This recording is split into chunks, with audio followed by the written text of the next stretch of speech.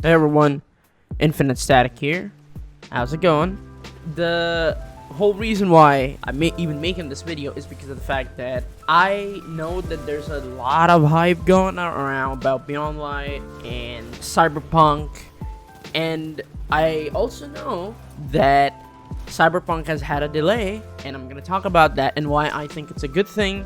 So let's start by just saying that I don't think Beyond Light and Cyberpunk are gonna be as good as everyone says that they're gonna be. Well, why do I think that?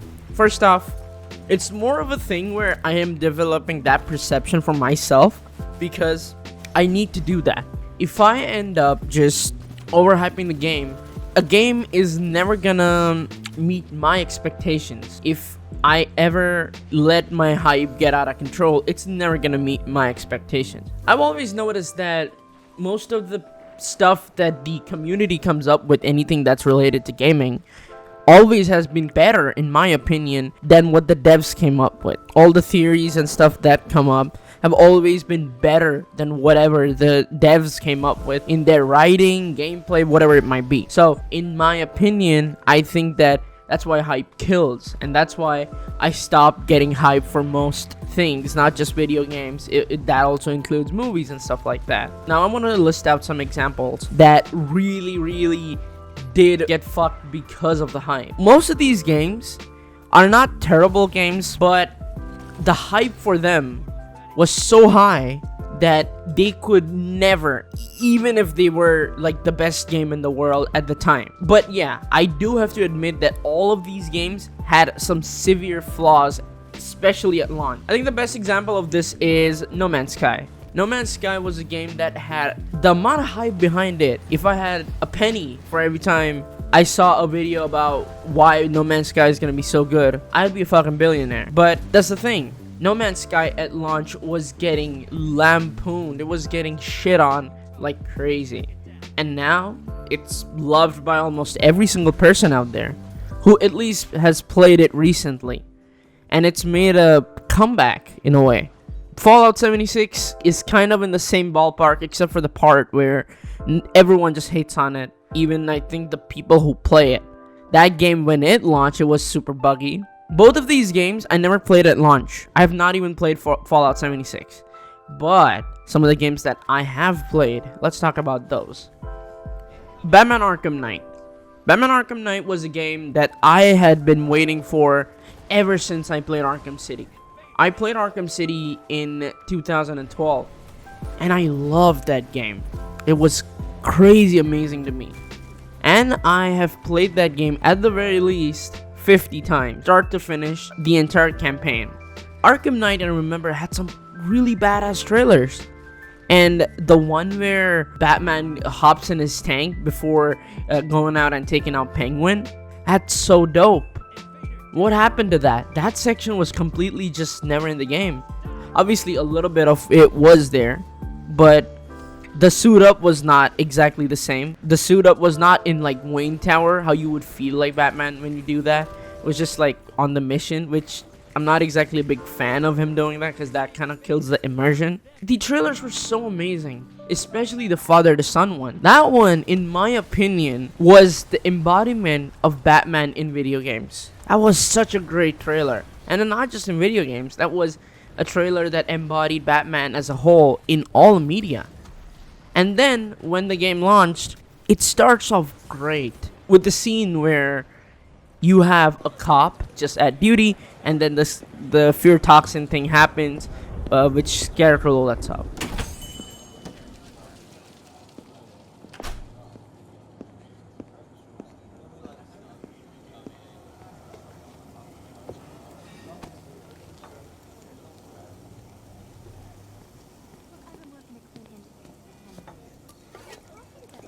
Thanks. No problem. Oh, thanks, honey. So, what'll it be? Your usual? Sure. Excuse me, sir. There's no smoking in here.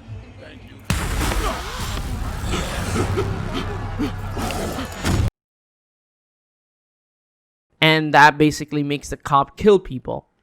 And because the cop is going crazy at that point. That is interesting because that just shows you the perspective of the usual guy. You're always the Batman out there. Everyone is scared of you. Every single goon you come across. And then it starts off, it transitions into the Batman. And it's great. We transition to the whole game where we talk to Gordon and we talk to Oracle. We get on the Batmobile. Its introduction is great.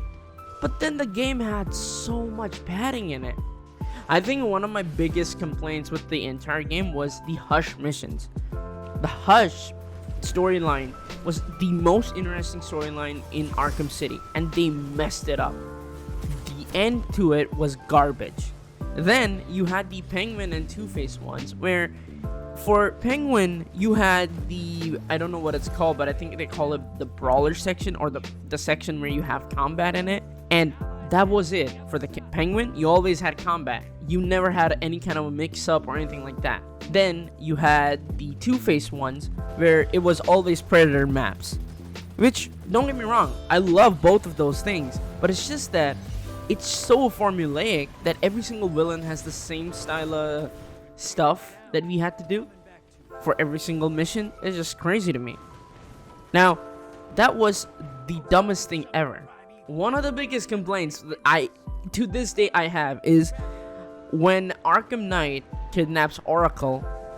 I swear to God, it's just ridiculous that Batman even considers doing a side mission. Oracle is kidnapped by some guy who probably knows who I am too, but I don't know who he is. And these were my complaints. I also want to quickly talk about Batman Arkham Knight's content for a second.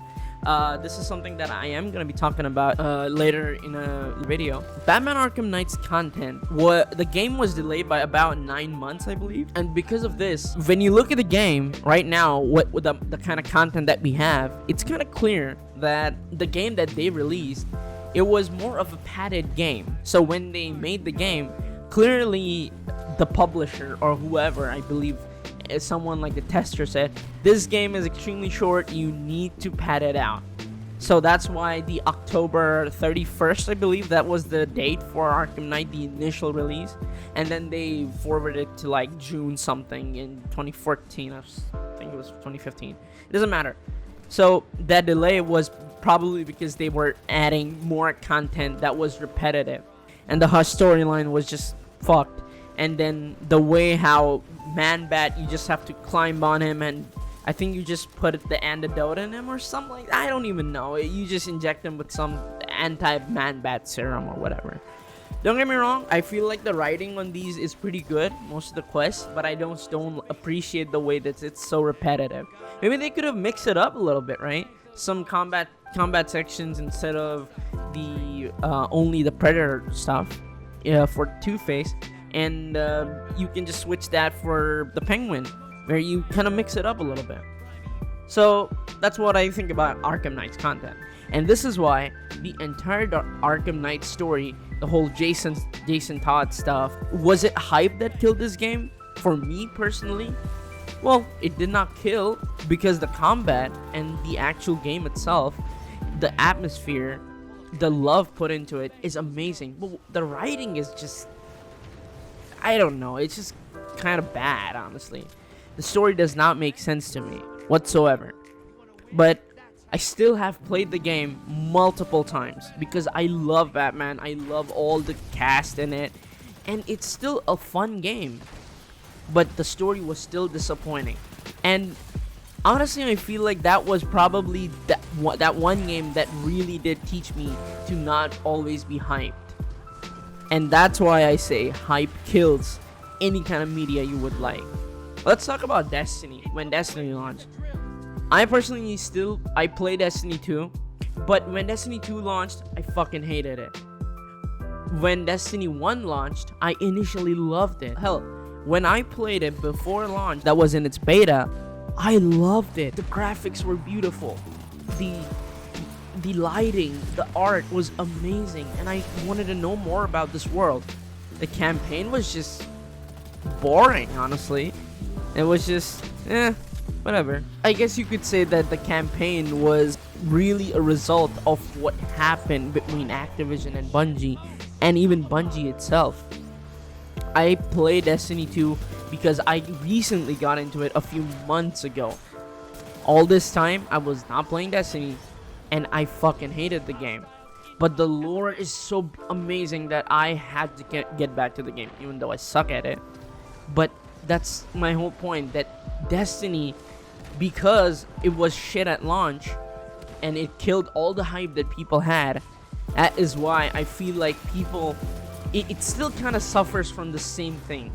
That if they had done it good at launch, they wouldn't have lost so many players. Bungie's reputation would not have been so fucked up. Microtransactions being an issue, the reputation wouldn't have been so fucked if Activision was not involved at this level. And Bungie was so fucked. I don't want to say that Bungie was never at fault, but they still were at fault. But this is my point, that hype kills, and hype killed Destiny for me personally. And then there was Far Cry. I don't know what most people think about Far Cry 5. I played Far Cry 3 and 4, loved them both. 4 is amazing, it's a lot of fun. I feel like the mechanics are a little better in 4 because it's a later game, while 3 is a lot of fun in terms of its story and characters. But 5 is just a disappointment because I thought this wasn't gonna be a great game, but it was boring. Fucking hated it. It's probably the worst game in the series, at least as far as I have played. And I was so excited to play that game. Obviously it was not hype because I was trying to keep my hype in control at that point. But even without the hype, even the anticipation, even having low expectations, that game killed it for me. So in this case, the hype did not kill it, but the fact that the game was really bad. But again, since I'm a fan of the Far Cry series, I'm obviously gonna have some amount of hype. So in a way it did.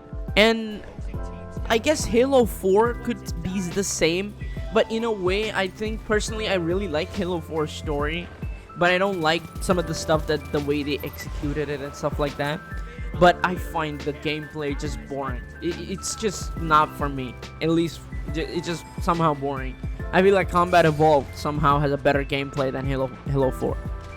But it was still disappointing. I was so hyped for that game. I wanted to love that game so bad, but just couldn't because it was not fun. And the Halo Master Chief Collection. Everyone knows what went down when the damn thing went down. I remember ordering a disc and putting it in my Xbox One and being so excited and being so disappointed all at the same time. I just find it fucking funny to the point where I want to laugh, but I also want to cry because it was such a big disappointment. And now it's pretty good, not gonna lie. But the thing is that Halo is, as a franchise, to me, is pretty much dead. But I still play it sometimes.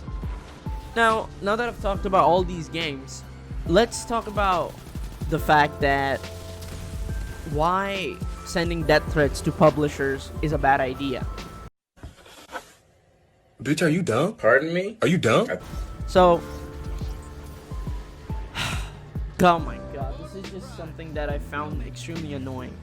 So, CD Projekt Red a few days ago announced that Cyberpunk is gonna be delayed by 21 days, and also there were people, understandably so, who had taken holidays and stuff like that just to play that game. I understand that, and I definitely do sympathize with that and empathize with that. The fact that you cannot take back that, and it's really sad for the guy. We've seen that, everyone probably has seen the tweet of the guy asking if there'll be no take backsies, and obviously there was one take backseat. And well, hopefully the guy does get his holiday or off from work after 21 days instead of that time. So it was kind of sad. But then there were people who started sending death threats to devs. You are, I'm talking to really the people who do this kind of shit. Devs and publishers launching a game later is actually a good thing. The thing is, when Bungie's Destiny first launched, if they would have delayed the game at least by a year or so, I think that the blow that Destiny got wouldn't have existed. Well, would have existed, but not as much, because from what I know about the development that went down inside, they had to Bungie had to revamp the story a year before the launch, and a year before the launch is next to no time. And the way their engine worked and things like that, it was just crazy. So in a way, that game is a masterpiece if you if you consider the fact that it's just next to impossible to get all of that shit done in a year's time. But then again, the consumer still got fucked. And this is the thing. If you force developers and publishers to release a game before they think that it's ready, you are only gonna fuck yourself over, because, and not just yourself, you're gonna incentivize money-hungry publishers to do the same. They're gonna make devs work harder. They're gonna make them crunch. That's gonna reduce the creativity and the love for their art that they make, and you're not gonna get better games. So instead of being a dumbass on Twitter and sending death threats that's like saying I've found where you live and shit like that, why don't you give constructive criticism like, hey, your communication was bad? All right, you can be critical without being an asshole. And I know that there are a lot of people out there who have waited for the game for years, who have already pre-ordered the game, right? And I empathize with it. I understand, all right? But you are still gonna get the game. They have not canceled it. There's no need to be that hostile. You can say that, hey, I don't like the way that you guys were not communicating to us. And yeah, there is some stuff that went down, legally speaking, on the inside. But that's just how business is, you know? Thanks a lot for watching. Subscribe to the channel. Leave a like if you liked what you saw. And because it does help the channel out. And I am out. Peace.